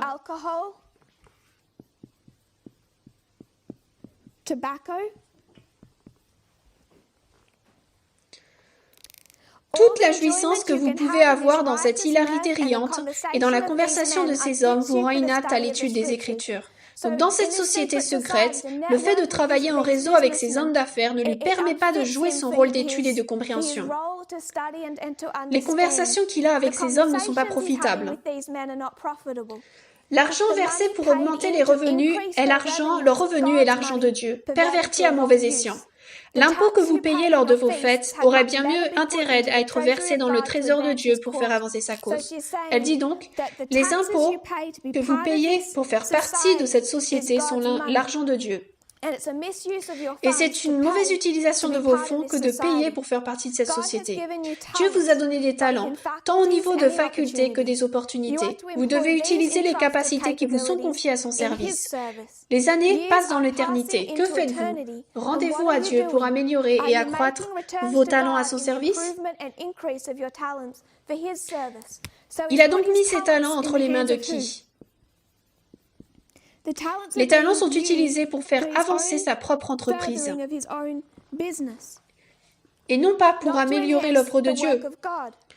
Dieu vous a assigné votre travail. Vous ne devez pas faire de votre travail temporel une affaire entièrement absorbante, car il s'agit ici d'un réseautage à propos de ces affaires temporelles. Je sais que j'écris plus bas ici que la caméra ne peut voir. Je vais écrire en haut là. Affaires temporelles. Donc son entrée dans cette société secrète, est-ce parce que cette société secrète est un rituel sataniste qui vise à renverser les gouvernements du monde? Non. L'existence de cette société secrète est-elle si secrète? Non. Le fait qu'il en fasse partie n'est pas si secret. Et le but de cette société secrète n'est pas un secret. C'est un réseau d'affaires où tous ces hommes se réunissent pour autour d'une plaisanterie, d'une bière, comme on dit en Australie. Ils se rencontrent autour de l'alcool, fument leur tabac et discutent de leurs opportunités commerciales. Et pour faire partie de cette société, qui n'était pas vraiment un secret, il fallait lui payer une taxe. Donc ça, c'est l'autre référence aux sociétés secrètes. Je voulais juste, avant que nous terminions, aller dans une autre citation, une autre référence. Il y a une autre citation.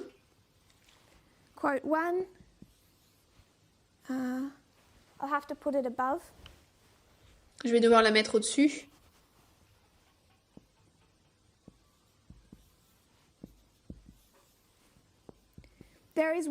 Il y a une autre citation. Et toutes les autres citations seront donc similaires à celle-ci. Il s'agit d'Évangélisée 556.3. Évangelisée 556.3.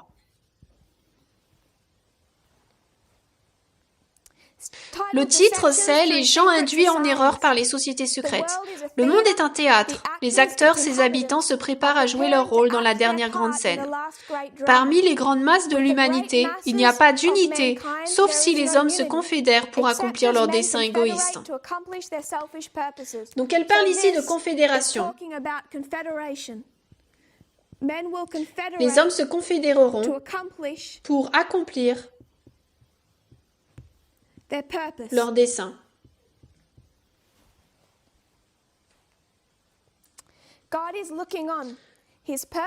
Dieu nous observe, ses desseins à l'égard de ces sujets rebelles seront accomplis. Le monde n'a pas été remis entre les mains des hommes. Bien que Dieu permette aux éléments de confusion et de désordre de prévaloir pour une saison, une puissance d'en bas s'efforce de faire naître les grandes dernières scènes du drame.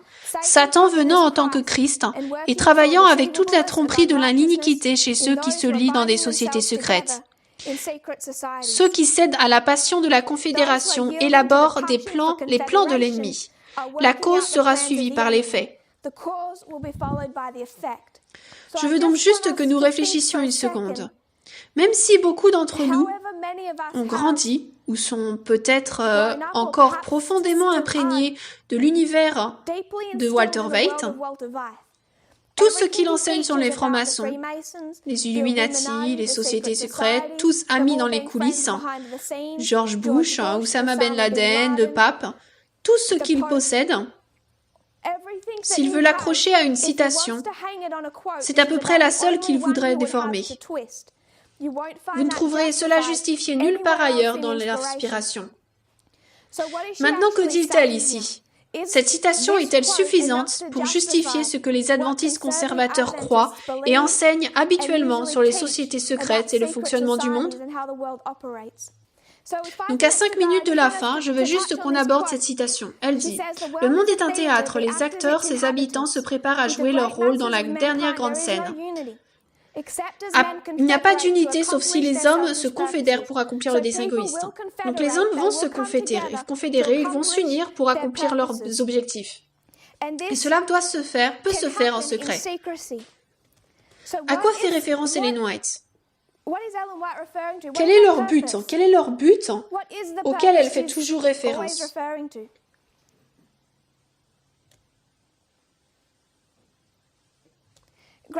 La tragédie des siècles 622.1. Je crois qu'elle nous donne un certain contexte de ce qu'elle veut dire par dessein. La tragédie des siècles 622.1. Dans les mouvements en cours aux États-Unis pour garantir aux institutions et aux usages de l'Église le soutien de l'État, les protestants suivent les traces des papistes. Dans quel but vont-ils se confédérer ? C'est pour suivre dans les pas de la papauté. C'est là la confédération originelle. Cette première confédération date de quand ? De Constantin. Il y avait une confédération pour atteindre un dessein. Y aura-t-il donc une confédération à la fin du monde ? Oui. Cela se passe-t-il parfois dans le secret, par le biais de confédérations ou de sociétés secrètes ? Oui. Et c'est la combinaison de quels éléments ? L'Église plus l'État. Vous avez donc ici une confédération de l'Église et de l'État. Je veux souligner, qui diffuse les idées sur la franc-maçonnerie, les Illuminati et l'État profond ? D'où viennent toutes ces théories du complot ? Du protestantisme. Quel est notre problème ? Nous avons exactement les mêmes théories de conspiration qu'eux. Ce sont eux qui nous disent « Faites attention aux Illuminati ». Si les dirigeants protestants nous disent aujourd'hui de faire attention aux Illuminati, pensez-vous que Walter Waite a raison de dire que les médias sont tous des faux drapeaux et que ce sont les Illuminati ? Il parle de la même manière que qui ? Il parle de la même manière que le protestantisme. Je veux vous suggérer qu'il y a eu une confédération qui correspond à toutes les autres fois où elle a utilisé le mot « société secrète ». En 2012, 3 hommes se sont confédérés.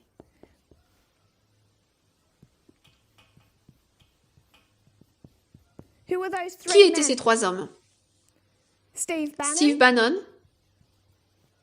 Stephen Miller et Jeff Sessions.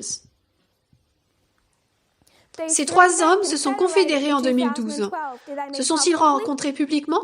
Non, ils se sont rencontrés en privé. Ils se sont rencontrés en privé et ont discuté de leur but égoïste. Quel était leur but égoïste ? Mettre en place la loi du dimanche de 2014. Ils allaient renverser l'establishment républicain du centre, plus équilibré et apporter un nouvel établissement républicain radical d'extrême droite. Un établissement républicain d'extrême droite qui travaillerait avec les dirigeants des églises évangéliques en Amérique. Il y a donc eu une confédération secrète en 2012 où ces 3 hommes se sont rencontrés.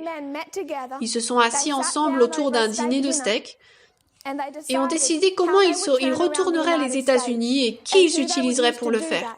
Ils ont décidé de travailler par le biais de Fox News. Ils emploieraient Fox News pour diffuser leur message. Ils ont décidé qu'ils utiliseraient certains éléments radicaux du Parti républicain en éliminant tous les autres. Ils ont travaillé avec les dirigeants protestants. Ils avaient un modèle qui était de défendre l'Occident juif et chrétien et qui était à la fois politique et religieux. Ils le faisaient parce qu'ils avaient peur des menaces extérieures sur les États-Unis et qu'ils voyaient cela comme leur seul salut, tout comme Jedediah Morse. Savons-nous qui se sont confédérés en 2012 à l'ambassade Breitbart? Parce que nous avons vu Steve Bannon et Steve Miller faire une sorte de poignée de main étrange devant l'ambassade Breitbart un jour? Ou parce que dans un des articles de Breitbart en ligne, il y avait des lettres étranges ou un logo étrange en forme de triangle? Comment savons-nous qu'ils se sont confédérés? Parce que l'année dernière, Steve Bannon s'est assis devant un journaliste de première ligne et nous a dit que c'est ce qu'il avait fait, qu'il avait rencontré ces 3 hommes, que c'était son plan et que c'était ce qu'ils avaient accompli. L'idée d'une société secrète n'est jamais présentée telle qu'elle est, que ce soit dans le protestantisme ou dans l'adventisme conservateur. Ni d'Ellen White, ni de William Miller, ni d'un seul de nos autres anciens millérites ou pionniers dignes de confiance à leur époque, nous ne pouvons pas obtenir cela d'eux. Et pourtant, alors que les adventistes conservateurs s'assiedent devant Walter Waite, ils ont le sentiment que nous sommes riches et accrus en biens, que nous avons cette connaissance particulière. Nous savons que l'obélisque de la place Saint-Pierre est un symbole phallique. Qui le sait? Qui d'autre le sait? L'Église catholique l'a écrit. En fait, elle a écrit dans ses articles dans un magazine catholique. N'est-ce pas amusant de constater que nous sommes censés être si moraux et conservateurs et que nous avons tous ces symboles de personnes nues toutes partout au Vatican? Ils le savent. Il n'y a rien de tout cela qui nous fait nous sentir spéciaux, qui devrait nous faire sentir spéciaux, parce que nous avons pris cela du protestantisme. Ce qu'Israël n'a pas réussi à laisser aller, c'est son taureau d'Apis. C'est de cela qu'ils étaient censés être écartés. Et l'outil pour se retirer de cette idéologie protestante était l'enseignement en parabole. Aujourd'hui, nous faisons la même chose. Nous nous éloignons de l'idolâtrie du protestantisme. Et les adventistes conservateurs, peu importe combien ils élèvent Miller et Ellen White, et peu importe combien ils pensent qu'ils sont riches et accrus en biens, ils sont plongés jusqu'au cou dans l'idolâtrie, parce qu'ils ont formé Dieu à leur propre image. En le formant à leur propre image, quelle image ont-ils formé? Le Dieu du protestantisme. Si le Christ revenait aujourd'hui, ils ne le reconnaîtraient pas. Donc ce mouvement a fait des pas étranges au cours de la dernière année. Nous avons consacré des femmes, par exemple.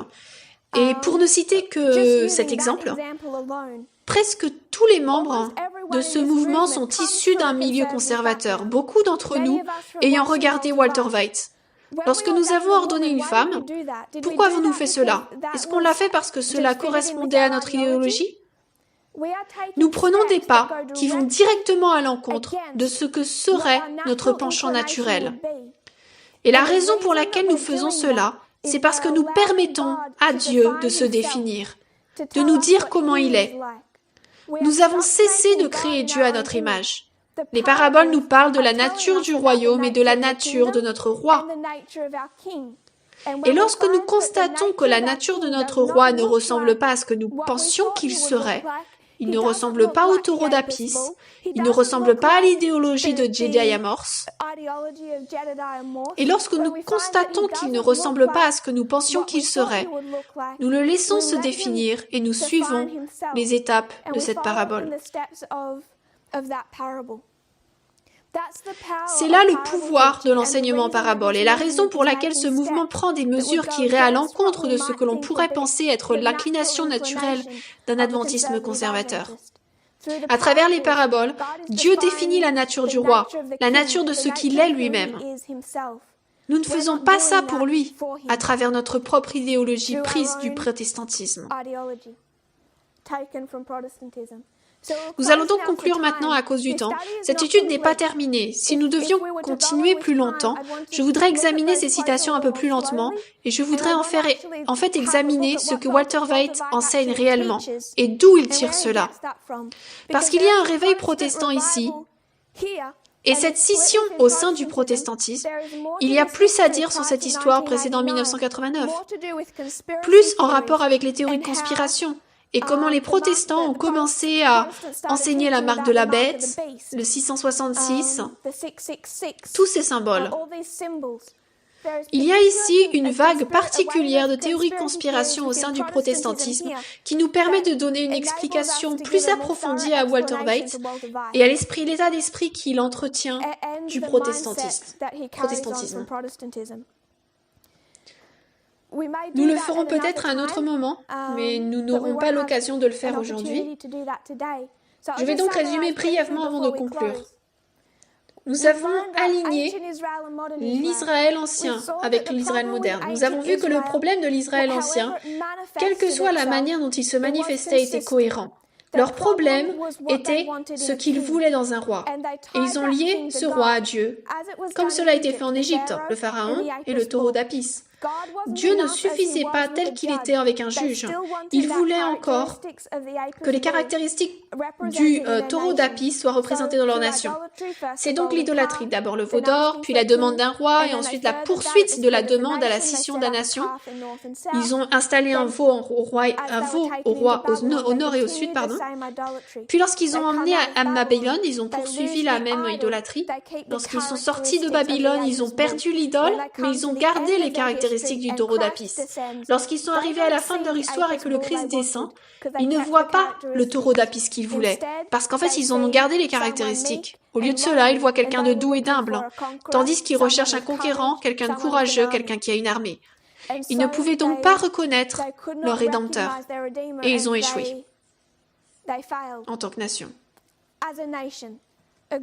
Un groupe a été enseigné par l'enseignement en parabole à voir la nature du roi sous un autre jour. Nous sommes descendus vers l'Israël moderne et nous avons montré comment nous sommes aussi sortis de cette période de ténèbres et d'idolâtrie, comment nous avons aussi perdu le sabbat. Et Dieu a suscité un messager, Miller, pour nous faire sortir du protestantisme apostat. Nous avons regardé ce qui se passait dans le protestantisme à cette époque, les factions politiques entre Thomas Jefferson et John Adams. Dans ce contexte, vous voyez également les deux factions du protestantisme, les conservateurs conduits par Jedediah Morse et les libéraux conduits par William Bentley. Les libéraux soutenant Thomas Jefferson, j'argumenterai que nous prendrions position pour lui aujourd'hui, et ceux avec Jedediah Morse qui soutenaient John Adams. La manière dont les conservateurs soutenaient leur idéologie était avec ces théories de conspiration. En particulier les théories de conspiration sur l'existence continue et l'infiltration des Illuminati. Nous avons vu que ce n'était pas l'état d'esprit de nos pionniers ou de notre prophète. Nous avons sauté une partie d'histoire, nous avons plus à approfondir ici, mais je voulais juste que nous examinions les citations où Ellen White parle des sociétés secrètes et comment elle voit à quoi ressemble une société secrète et dans quelle mesure est-elle secrète en réalité. Que signifie ce secret? Nous avons commencé à nous y intéresser un peu, mais nous avons laissé de la place pour développer à la fois notre compréhension de ces écrits sur les sociétés secrètes et également un examen de ce qui se passait dans le protestantisme avant notre temps de la fin, qui les a amenés à avoir les théories de conspiration que nous voyons plus que jamais maintenant, tout particulièrement à l'époque du coronavirus. Lorsque des ministres protestants diffusent des vidéos concernant les réseaux 5G et le fait que le coronavirus sert de couvert aux réseaux 5G, tout cela vient du protestantisme. Et l'adventisme se sent particulier et spécial à cause de ces opinions. Nous ne réalisons pas que ce que nous avons adopté, c'est le protestantisme. Si vous voulez bien vous agenouiller avec moi, nous terminerons par une prière et compléterons ce sujet à un autre moment. Cher Père Céleste, nous te remercions pour tes bénédictions, merci pour le sabbat, merci pour la lumière. Alors que partout dans le monde, nous essayons de t'honorer en ce jour et de t'adorer, je prie Seigneur que tu puisses nous bénir, que tu sois vraiment avec nous, que nous sentions que tu es avec nous, non pas à travers une quelconque expérience émotionnelle que nous pourrions avoir, Seigneur, mais à mesure que nous comprenons ton caractère et que nous apprenons à aimer et à suivre ton caractère, à devenir comme toi. Je prie Seigneur que nous puissions reconnaître ton caractère, que nous puissions te justifier devant un monde déchu, que nous puissions être une représentation exacte devant le monde aussi. S'il te plaît, sois avec nous, avec tous ceux qui se réunissent à travers le monde, tout au long de ce jour de sabbat. Nous savons que pour beaucoup c'est une période difficile à vivre. Nous les mettons sous ta garde. Puissent-ils ne pas se sentir seuls, puissent-ils savoir qu'ils ont l'amour et le soutien de leurs frères et que tu veilles encore sur eux. Je prie tout cela au nom de Jésus. Amen.